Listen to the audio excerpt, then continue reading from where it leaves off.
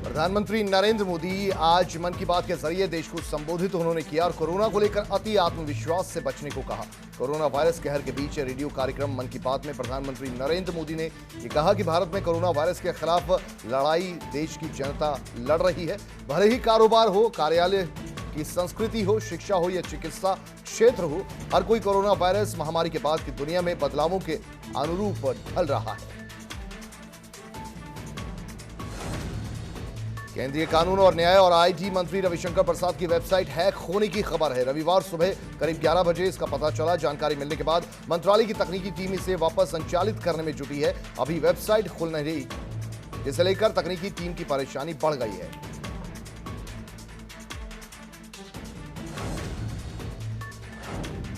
पूरे विश्व में कोरोना के संक्रमण से अब तक तकरीबन 29 लाख से ज्यादा लोग संक्रमित हो चुके हैं, जबकि 2 लाख से ज्यादा लोग अपनी जान गंवा चुके हैं। इस जानलेवा वायरस से दुनिया के करीब 200 देश प्रभावित हुए हैं। भारत में कोरोना मरीजों की तादाद 26,000 के पार हो गई, जबकि कोरोना की चपेट में आकर 824 लोगों की मौत हो चुकी है। देश में 26,496 कोरोना के मामले सामने आए। पिछले 24 घंटों में सबसे ज्यादा 1990 कोरोना के मामले सामने आए, जो एक चिंता का विषय बन गए हैं। यूपी में कोरोना पॉजिटिव मरीजों की संख्या लगातार बढ़ती जा रही है। साथ ही कोरोना से मरने वालों की संख्या भी तेजी से बढ़ रही है। यूपी में संक्रमितों की संख्या बढ़कर 1843 हो गई। 24 घंटे में 123 मामले सामने आने से स्वास्थ्य विभाग में हड़कंप मच गया। कोविड-19 एक्टिव मरीजों की संख्या प्रदेश में 1525 है, तो वहीं मृतकों की संख्या 29 हो गई है। कांग्रेस अध्यक्ष सोनिया गांधी ने कोरोना वायरस के चलते एक बार फिर दिए प्रधानमंत्री नरेंद्र मोदी को सुझाव। कांग्रेस अध्यक्ष सोनिया गांधी ने प्रधानमंत्री नरेंद्र मोदी को खत लिखकर 5 सुझाव देते हुए कहा कि छोटे और मध्यम उद्योगों को बचाने के लिए हमें उनकी मदद करने की आवश्यकता है। देश में कोरोना को हराने के लिए जारी जंग अभी खत्म नहीं हुई है।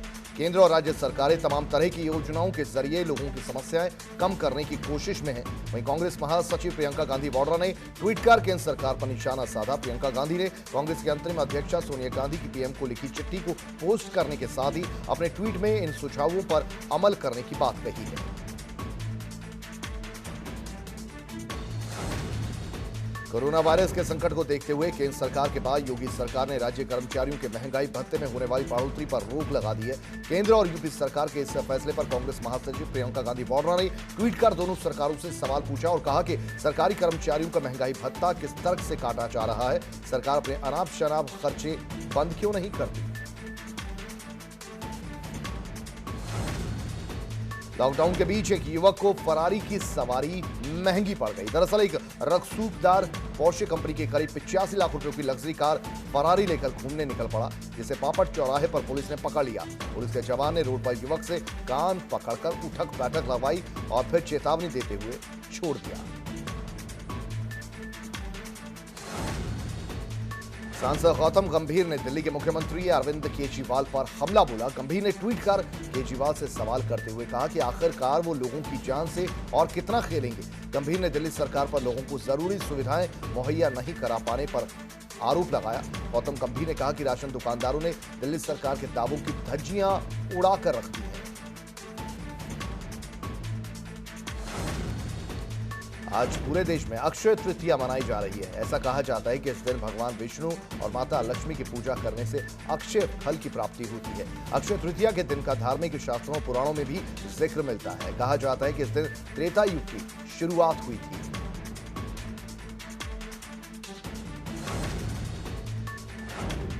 कानपुर में एक बार फिर जमातियों की बदसलूकी का मामला सामने आया। दरअसल आइसोलेशन में भर्ती जमातियों ने खाने की थाली को लात मारकर फेंक दिया। साथ ही खाना देने गए वार्ड बॉय को मारने के लिए उसके पीछे भी दौड़े। अस्पताल प्रशासन का यह कहना है कि जमाती खाने का मेन्यू रोज बदलने की मांग कर रहे हैं।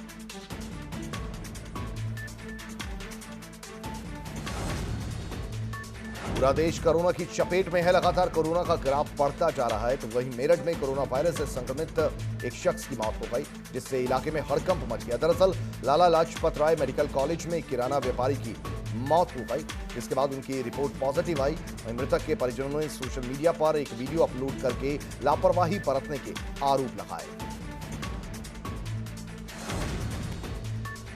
एक दिन राहत के बाद रविवार को फिर से उत्तराखंड में एक कोरोना संक्रमित मामला सामने आया। ऋषिकेश स्थित एम्स में एक नर्सिंग ऑफिसर में कोरोना वायरस का संक्रमण मिला। ये नर्सिंग ऑफिसर यूरोलॉजी विभाग में कार्यरत है, जो कि बापूग्राम में किराए के मकान में रह रहा था। इसके साथ ही पुलिस ने मकान में अन्य 4 किराएदारों को भी क्वारंटाइन कर दिया है, आइसोलेशन वार्ड में भेज दिया है और इलाके को यहां सील कर दिया गया है। लॉकडाउन के बीच परेशानियों के साथ गेहूं की कटाई कर रहे विकासनगर के किसानों के लिए थोड़ी राहत की खबर है। विधायक मुन्ना सिंह चौहान के प्रयासों से प्रशासन ने इलाके में 3 गेहूं क्रय केंद्र स्थापित कराए हैं। साथ ही तीनों क्रय केंद्रों पर प्रभारी भी नियुक्त किए गए। क्षेत्र के किसानों को गेहूं की बिक्री के लिए काफी परेशानियों को सामना करना पड़ रहा था। इलाके में गेहूं क्रय केंद्र खुलने से किसानों को राहत मिलेगी।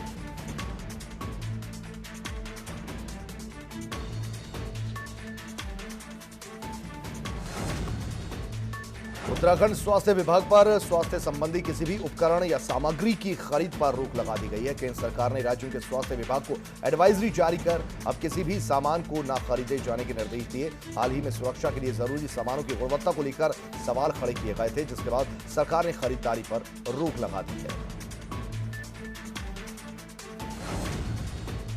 रमजान का महीना शुरू होते ही फर्रुखाबाद में प्रशासन ने सख्ती शुरू कर दी है। प्रशासन के आदेश पर मस्जिदों में आजान पर पाबंदी लगा दी गई। देर रात पुलिस ने मस्जिदों पर पोस्टर चस्पा किए, जिसमें मस्जिदों में आजान पर पाबंदी का उल्लेख किया गया। सुबह जब लोगों ने मस्जिदों पर आजान पर पाबंदी के पोस्टर देखे तो आक्रोशित हो गए और जिलाधिकारी से जाकर मुलाकात की।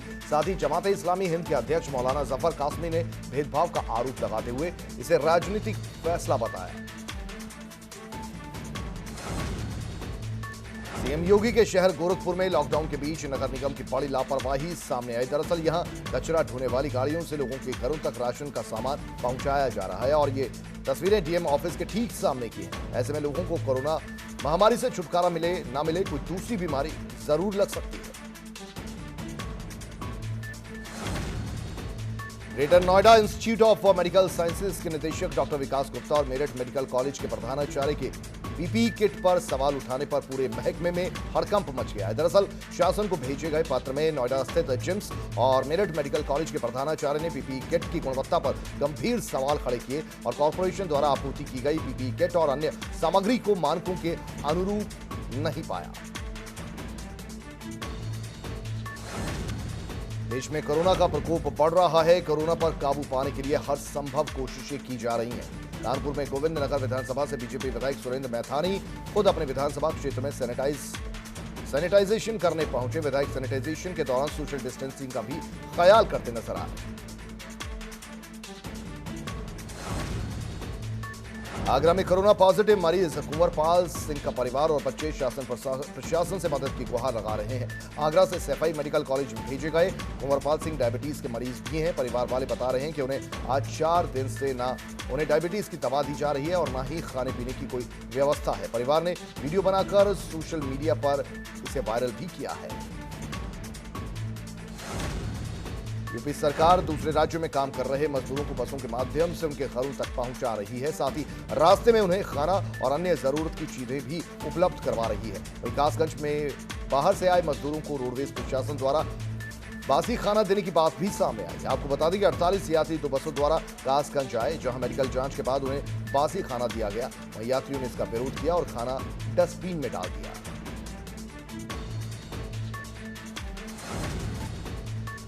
कोरोना के बढ़ते कहर को देखते हुए जहां लॉकडाउन का सख्ती से पालन कराया जा रहा है, वहीं कई जगह लोगों की ओर से लॉकडाउन का उल्लंघन भी किया जा रहा है, जिसको देखते हुए कानपुर में डीआईजी ने सख्त निर्देश दिए। बिना वजह सड़क पर घूमने वालों की गाड़ियों को सीज कर सीधे एफआईआर के निर्देश दिए गए। पुलिस हर चौक चौराहे पर सक्रिय है। साथ ही लोगों के बेवजह घर से बाहर निकलने पर पुलिस सजा के तौर पर उठक बैठक करा रही है। मुजफ्फरनगर पुलिस ने लोगों को फिट रखने के लिए अनोखी पहल की है। दरअसल एसएसपी अभिषेक यादव ने स्टे होम स्टे फिट मुहिम की शुरुआत करते हुए सोशल मीडिया पर पुशअप करते हुए अपना एक वीडियो वायरल किया है और लोगों से भी ये अपील की है कि वो भी पुशअप करते हुए अपना वीडियो शेयर करें और कहा है कि अगर आप फिट रहना पसंद करते हैं तो पुशअप्स करते हुए वीडियो भेजें। एक तरफ जहां पूरे देश में कोरोना वायरस के चलते पुलिस अलर्ट मोड पर है, तो वहीं फेसबुक और सोशल मीडिया पर आपत्तिजनक टिप्पणी करने वालों के खिलाफ भी पुलिस ने शिकंजा कसना शुरू कर दिया है। ताजा मामला रुड़की के पनियाला का है, जहां पुलिस ने फेसबुक पर टिप्पणी करने के मामले में भीम आर्मी कार्यकर्ता गुलाम परवेज सुल्तान के खिलाफ गंभीर धाराओं में मुकदमा दर्ज किया। परवेज सुल्तान पर अपनी फेसबुक आईडी पर सांप्रदायिक सौहार्द बिगाड़ने और पुलिस को बदनाम करने के गंभीर आरोप लगे हैं। कांग्रेस लगातार प्रदेश के बाहर राज्य सरकार के फंसे लोगों को राज्य में लाने की मांग कर रही है। ऐसे में अब कांग्रेस उपाध्यक्ष ज्योति सिंह बिष्ट ने मानवाधिकार आयोग का दरवाजा खटखटाया है। ज्योति सिंह बिष्ट ने मानवाधिकार आयोग के अध्यक्ष को खत लिखा है। उन्होंने पत्र में लिखा, प्रवासरत हजारों उत्तराखंडियों के संवैधानिक अधिकारों और मूलभूत अधिकारों का लगातार हनन हो रहा है। जल्द से जल्द सरकार इन लोगों को लाने का निर्देश दे। सीएम त्रिवेंद्र सिंह रावत ने प्रदेश में वापस आए पहाड़ के युवाओं से गढ़वाली में संवाद किया। इस मौके पर सीएम त्रिवेंद्र ने साफ कहा कि कोरोना महामारी से लड़ने के लिए हमें एकजुट होकर काम करना होगा। वहीं सीएम ने उन तमाम प्रवासी युवाओं को यकीन दिलाया कि अगर वो पहाड़ में रहना चाहते हैं तो सरकार उनके लिए जरूरी योजना बना रही है, ताकि प्रदेश के युवा पलायन न करें।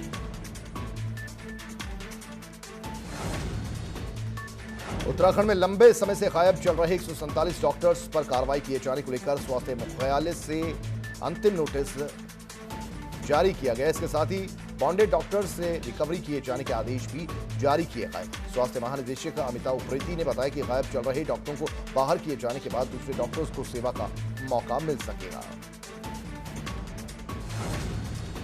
पहाड़ों की रानी मसूरी में मौसम का मिजाज बदला है। देर रात से शहर में झमाझम बारिश हो रही है। बारिश और आंधी तूफान से स्थानीय लोगों की परेशानियां बढ़ गई हैं। साथ ही गर्मी का सीजन होने के बावजूद मौसम में बदलाव दिख रहा है। पिछले 15 दिनों में कई बार बारिश हो चुकी है और बदलते मौसम की वजह से किसानों को परेशानियों का सामना करना पड़ रहा है। देश भर में कोरोना का कहर है, वहीं देर रात हुई बारिश ने किसानों की कमर सी तोड़कर रख दी है। बिन मौसम बारिश ने जहां गेहूं और गन्ने की फसल बर्बाद की है। आपको बता दें कि किसानों के चेहरों पर अब चिंता की लकीरें साफ देखी जा सकती हैं। खेत में पड़े गेहूं बरसात से भीग रहे हैं, वहीं गेहूं के खेतों में खराब होने का खतरा लगातार बढ़ता जा रहा है। उत्तराखंड सरकार ने जहां पहाड़ी जिलों में कई रियायतें दी हैं, लेकिन देहरादून समेत 4 जिलों में प्रतिबंध चालू हैं। हालांकि देहरादून समेत इन जिलों में सरकार ने उद्योगों का काम करने की मंजूरी दी है। अकेले देहरादून में ही अभी तक 450 से ज्यादा इकाइयों को मंजूरी दी गई है और पास किए गए ये तमाम बड़ी फैक्ट्रियां, लेकिन अभी छोटी फैक्ट्रियों को मंजूरी नहीं दी जा रही है। देहरादून में बड़ी संख्या में ई पास कैंसिल होने के सवाल पर जिलाधिकारी ने साफ किया है कि अति आवश्यक सेवाओं से जुड़े लोगों के लिए ही पास की व्यवस्था की गई है। जिलाधिकारी देहरादून ने कहा कि बड़ी संख्या में लोग पास बनवाने के लिए जिला मुख्यालय आ रहे हैं, वो ऐसा ना करें। अति आवश्यकता जिन सेवाओं की है, लोगों की सुविधा के लिए ई पास की व्यवस्था उन्हीं के लिए है। राज्य के बाहर जाने के लिए ई पास जारी नहीं किए जाएंगे। बरेली में समाजसेवियों ने कोरोना योद्धा पुलिसकर्मियों का उत्साह बढ़ाने के लिए हम होंगे कामयाब एक दिन गाने को प्ले करके दरअसल पुलिसकर्मियों का सम्मान करने के साथ उनका आभार प्रकट किया। दरअसल ये वीडियो कोहाड़ी पीर का है, जहां अभिभावक संघ ने कोरोना वॉरियर्स को सम्मान देने के लिए ये कार्यक्रम किया और पुलिस के काम की सराहना की।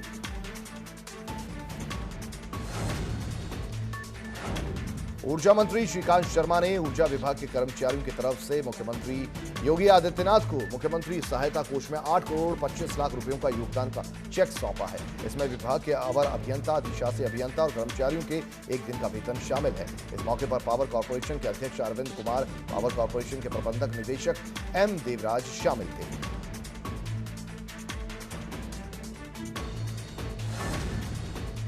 लॉकडाउन के कारण सभी स्कूल और कॉलेजेस बंद हैं, जिसकी वजह से बच्चों की पढ़ाई ठप पड़ी है। ऐसे में प्रदेश के बेसिक शिक्षा विभाग ने ऑनलाइन क्लासेस चलाए जाने के निर्देश दिए हैं। गोंडा जिले का बेसिक शिक्षा विभाग भी अपने स्कूलों में ऑनलाइन क्लासेस का संचालन शुरू कर रहा है और इस तकनीक के जरिए शिक्षक बच्चों तक पहुंच पा रहे हैं। फतेहपुर के किशनपुर थाना क्षेत्र के मडियन घाट के पास दारोगा और सिपाही समेत 3 लोगों के यमुना नदी में डूबने का मामला सामने आया। बताया जा रहा है कि नाव से लॉकडाउन की निगरानी करते नदी में वो डूब गए। तीनों को ढूंढने के लिए रात से ही रेस्क्यू ऑपरेशन चलाया जा रहा है। वहीं अब तीनों के शव मिल गए।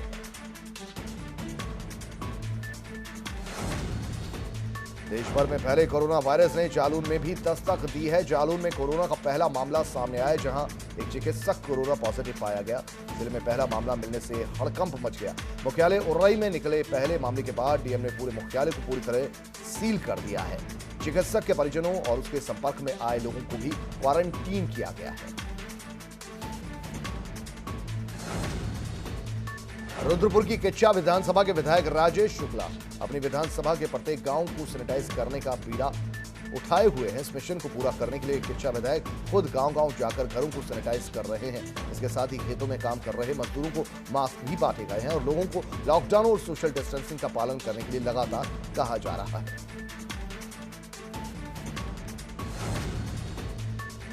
प्रमुख सचिव आवास और नोडल अधिकारी दीपक कुमार ने देर रात नवीन मंडी सीतापुर रोड दुबग्गा का निरीक्षण किया।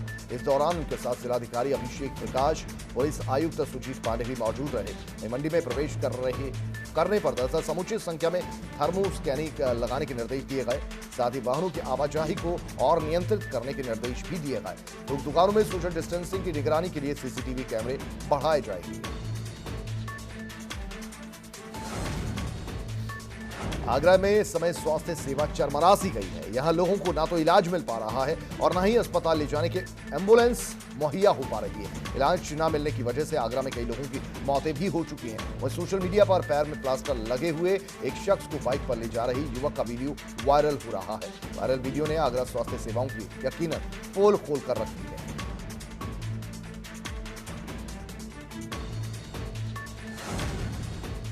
मुरादाबाद जिले के मझोला क्षेत्र के खुशहालपुर कॉलोनी में एक प्लॉट में बड़ी संख्या में सफेद चूहे दिखने से लोग हैरान रह गए। सूचना पर पहुंचे पार्षद ने पुलिस के साथ मिलकर चूहों को प्लॉट से हटाया। 30 से ज्यादा चूहों को पकड़कर बोरे में रखा गया, जिसके बाद चौकी इंचार्ज चूहों को जंगल में छोड़ने के लिए निकल गए। दूसरे राज्य में फंसे लोगों के लिए राज्य सरकारें उन्हें उनके घर तक पहुंचाने का काम कर रही हैं। मामला हापुड़ का है, जहां अंबाला हरियाणा से बदायूं जा रही बस अचानक रास्ते में खराब हो गई, जिसमें करीब 40 यात्री सवार थे। देर रात बस खराब होने से यात्रियों को काफी परेशानी हुई और यात्री जंगल में फंसे रह गए। वहीं रोडवेज के आला अधिकारी ने दूसरी बस का इंतजाम कर मजदूरों को जैसे तैसे बदायूं तक पहुंचाया। चंदौली के थाना इलिया के जिगना गांव में बीती रात एक शख्स की अज्ञात बदमाशों ने धारदार हथियार से हत्या कर दी। मृतक के सर पर चोट के निशान मिले। सूचना पर पहुंची पुलिस ने शव को पोस्टमार्टम के लिए भेज छानबीन शुरू कर दी है। जहां एक तरफ पूरे देश में कोरोना के चलते लॉकडाउन लागू है, तो वहीं दूसरी ओर उत्तर प्रदेश में लॉकडाउन के बीच भी आपराधिक घटनाएं कम होने का नाम नहीं ले रही। ताजा मामला मेरठ के रसूलपुर धौली का है, जहां धारदार हत्या से दंपत्ति की हत्या कर दी गई। पति पत्नी का शव घर के अंदर ही मृत अवस्था में पाया गया। सूचना मिलने के बाद मौके पर पहुंची पुलिस और फॉरेंसिक टीम मामले की अब जांच में जुटी हुई है। हिंदुस्तान से कोरोना वायरस के 20 मई तक खत्म होने का अनुमान है। Singapore university of technology and design ने आर्टिफिशियल इंटेलिजेंस की मदद से जुटाए गए आंकड़ों का विश्लेषण करने के बाद यह दावा किया है। स्टड ने यह भी कहा कि भारत के साथ ही अलग अलग देशों में भी कोरोना वायरस जल्द ही खत्म होने वाला है। कोरोना वायरस के मरीजों के नए लक्षण यूरोप और अमेरिका के त्वचा रोग विशेषज्ञों के लिए चर्चा का विषय बन गए।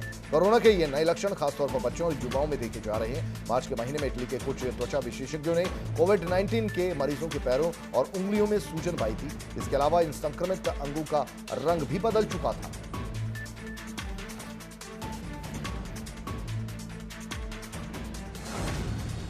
भूमि पेडनेकर ने लॉकडाउन के बीच अपने घर में ही खेती कर ली है। जी हाँ, उन्होंने घर में ही सब्जियां उगाई हैं। भूमि ने बताया कि उनका अपने घर में सब्जियां उगाने का बहुत मन है, जिसे अब उन्होंने पूरा कर लिया है। खुद भूमि पेडनेकर ने सोशल मीडिया पर इसकी तस्वीरें साझा की। इन तस्वीरों को शेयर करते हुए भूमि लिखती हैं, लंबे समय के इंतजार और ध्यान रखने के बाद हम आपको पेश करते हैं ये।